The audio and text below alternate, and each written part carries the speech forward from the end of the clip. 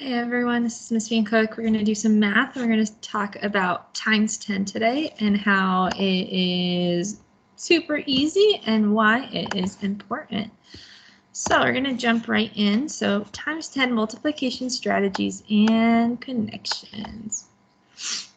So we have talked about making equal groups. So one way to show our first problem, 4 times 10, is by making 1, 2, 3, 4 equal groups.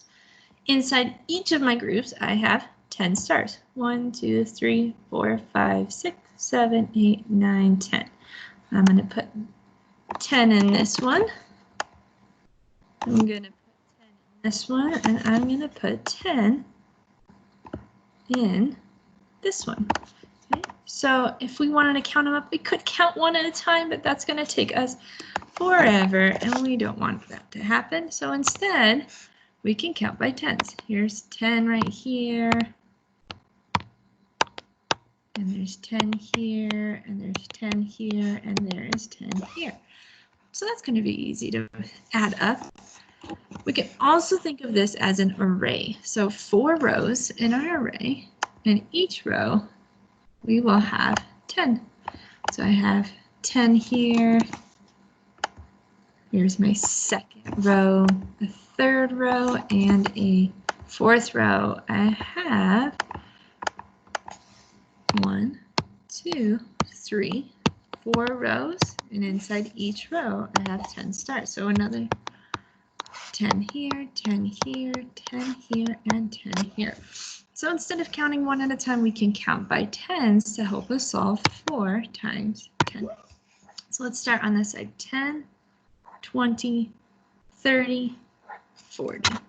10 times 4. 4 times 10 is 40. Same on this side. We have 10, 20, 30, 40.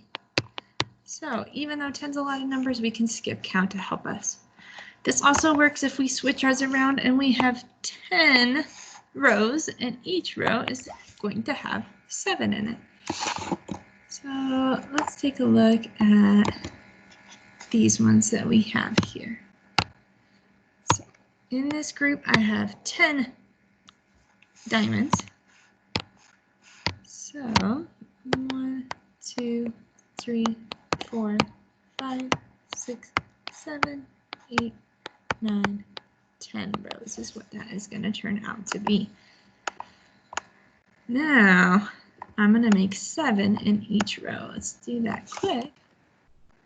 2 rows, 2 columns, 3 columns, 4 columns, 5, 6, and 7 columns in our array there. So we could count by sevens if we're really good at that. Maybe you are. 7, 14, 21, but I like my 10s better. So in this group we have 10. In this group we have 10. In this one, and this one, and this one, and this one, and this one. We have 10 in each one. So we could count by tens. 10, 20, 30, 40, 50, 60, 70. 10 times 7 is 70. So once we get really good at counting by tens, all of these are going to be super easy for us. But why are tens important? Well, we got 10 fingers, so it could be easy to use that way.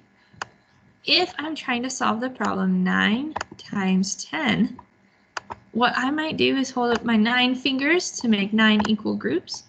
And now I'm going to count by 10 till I get 10 9 times. 10, 20, 30, 40, 50, 60, 70, 80, 90.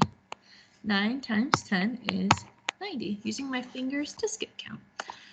Next, 3 times 10.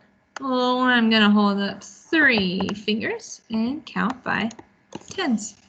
10, 20, 30. 3 times 10 is 30. Let's try one more time. 10 times 5. Looking at 10 times 5, maybe I hold up 5 fingers.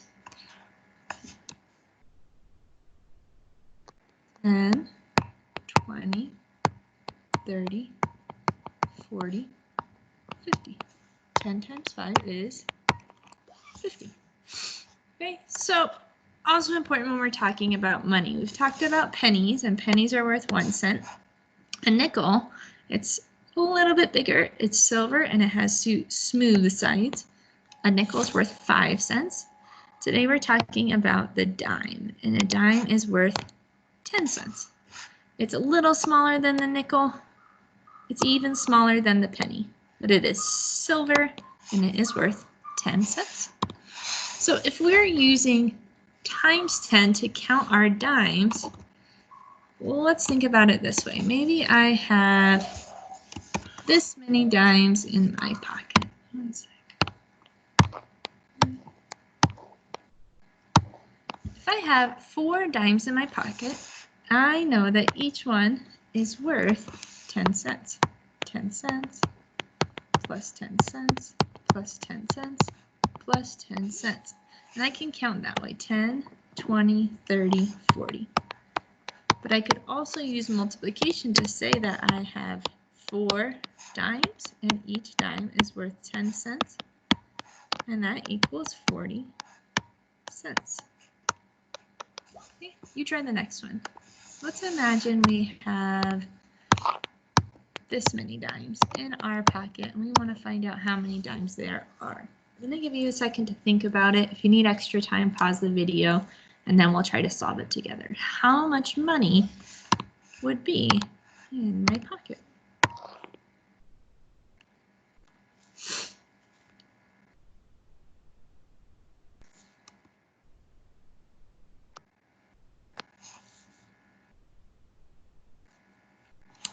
All right, so let's think about what problem we could use to solve this.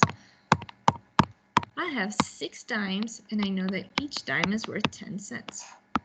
Instead of counting all the way to 1, 2, 3, 4, 5, 6, 7, 8, 9, 10, which would take forever, we can count by tens. 10, 20, 30, 40, 50, 60. 6 times 10 cents is 60 cents. We can also use it for dollar bills. We have some new dollar bills. Here's the front side and here is the back side. Older dollar bills look like this. You probably won't see too many of those anymore. So let's imagine in our pocket we have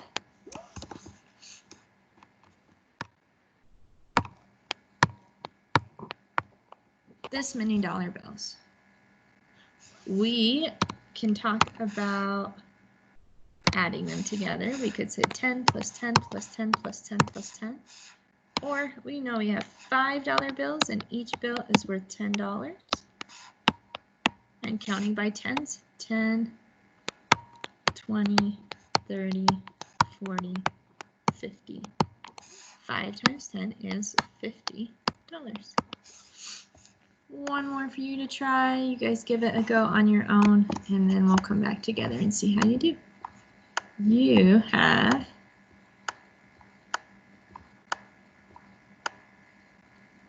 this much money in your pocket.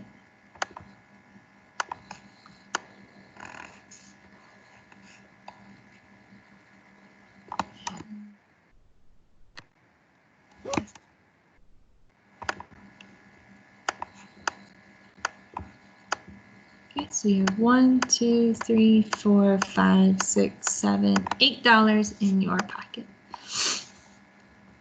How much money do you have total?